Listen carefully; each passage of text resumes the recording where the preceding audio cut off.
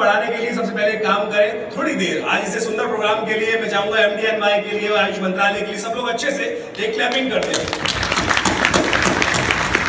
बहुत बढ़िया, हमारे भारतीय संस्कृति के अंदर क्लैपिंग, ताली बजाना, कर्तव्य ध्वनि प्रस्तुत करना एक योग का एक अभिन्न अंग है, नृत्य का अभिन्न अंग है और बहुत सारी चिकित्सा पद्धतियों ने इस कर्तव्य ध्वनि को अपने यहाँ बहुत अच्छे सम्मिलित किया।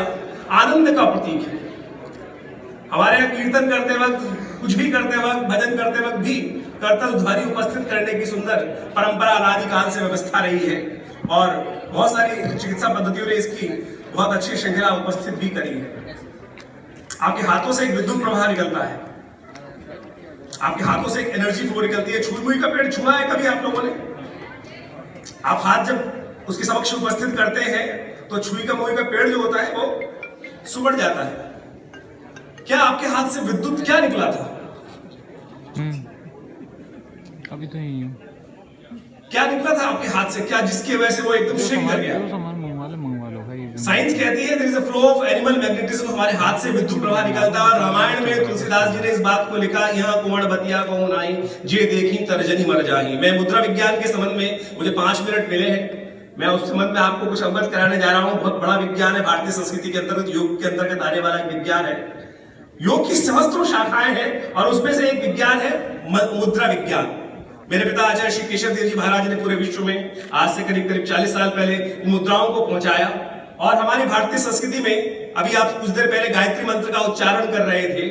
गायत्री मंत्र केवल शब्दों का अक्षर रह जाएगा यदि इसके साथ मुद्राओं का आप उपयोग नहीं करेंगे। गायत्री उपनिषद कहता है एता मुद्रा न जानाति गायत्री निष्फला भवेत।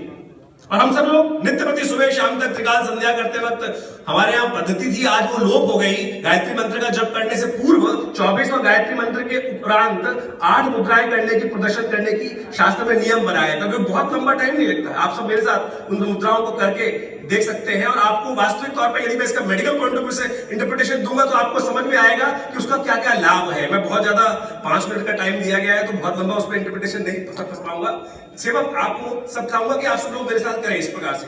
देखिए मुद्राएं करते वक्त इस प्रकार से कहा जाता है, गायत्री जप से पूर्व इन मुद्राओं को इस प्रकार से किया जाता है। सुमुखम, संपुटम, विततम, विस्ततम, द्विमुखम, त्रिमुखम, चतुर्मुखम, पंचमुखम, षड्मुखम, अधोमुखम, व्यापकांजलि, शकटम, यमपाशम, शकटम, यमपाशम, ग्रंथितम, चोन्मुखम, प्रलम्बम, मुष्टिकम, मत्स्यम, कूर्मम, वाराहकम, सिंहाक्रांत, मुग्धरम, पल्लवम। सिंहाक्रांत, महाक्रांत, मुग्धरम, पल्लवम, ये 24 मुद्राएं गायत्री की होगी। आपको कोई बहुत देर नहीं लगा। देखिए इससे हुआ क्या।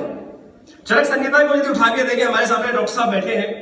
चरक संहिता के अंदर कहा गया है, वैसे तो आज की तारीख में आयुर्वेद जो है वो 3 दोषों पे आधारित है, लेकिन उससे पहले मुद्रा विज्ञान 5 तत्वों पे आधारित है, अग्नि, वायु, आकाश, पृथ्वी और जल। लेकिन चरक संहिता कहती है कि शरीर जो है वो 24 तत्व विशेष से बना है। 5 ज्ञानेंद्रिय, 5 कर्मेंद्रिय, पंच महाभूत, षड धातु, मन, बुद्धि और चेतन आत्मा, ये 24 तत्व है। और इन मुद्राओं को करने से क्या हुआ कि जो आपका शरीर है वो इक्विलिब्रियम लेवल पर, एलिमेंट्री बैलेंस लेवल पर बिल्कुल न्यूट्रल हो गया।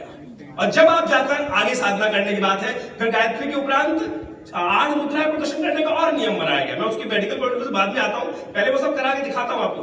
पहले कहा गया पद्मासन लगाकर इस प्रकार से सुरभि, ये मुद्रा करते हैं, भगवान को भोग लगाते हैं, तो ये मुद्रा करने की, प्रदर्शन करने की कहा गया है। सुरभि, सुरभि का मतलब गाय के थन, गाय के थन के स्वरूप में ये मुद्रा बन जाती है। देखिए इस प्रकार से वाइस वर्सा आपको करना है।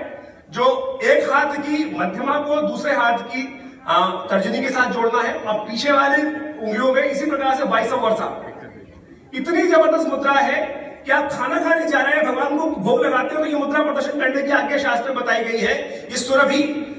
उसके बाद कहा गया ज्ञान, सुरभि ज्ञान। ज्ञान ये हुआ कि पद्मासन में बैठकर, ये पद्मासन में बैठकर एक हाथ छाती के पास और दूसरा हाथ आपके पद्मासन। सुरभि ज्ञान वैराग्यम योनि शंग पंगजम लिंगम निर्वाणगम चाष्टम जपान्ते प्रदर्शन। अब मैं मुद्राओं के इंटरप्रिटेशन पे आऊं, मुझे कभी टाइम मिलेगा तो मैं बहुत लंबे से इसका वर्णन करूंगा। अब ज्ञान मुद्रा का आप बात कर लीजिए। यहां पर आपको जान के आश्चर्य होगा कि ये तो हिंदुस्तानी पोज है ज्ञान मुद्रा।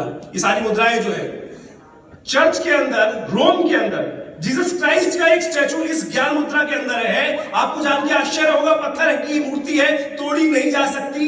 इस पहली मुद्रा ज्ञान मुद्रा, भगवान कृष्ण ने गीता का उपदेश इसी मुद्रा में दिया। वहां आया प्रपन्न पारिजाता है, तोत्र वेत्रे पाणे ज्ञान मुद्राए कृष्णाय गीता दुहे नमः। इतनी जबरदस्त चीज है भारतीय संस्कृति में। बताइए क्या मेरे पिता आचार्य श्री कृष्णदेव जी महाराज टाइम्स ऑफ इंडिया गए कि भैया मेरे ये मुद्राओं पे आर्टिकल है, छाप दो। 1978 के अंदर गिरिलाल जैन एडिटर थे। बोले अच्छा जी मजाक कर रहे हैं, इनसे कुछ हो जाएगा।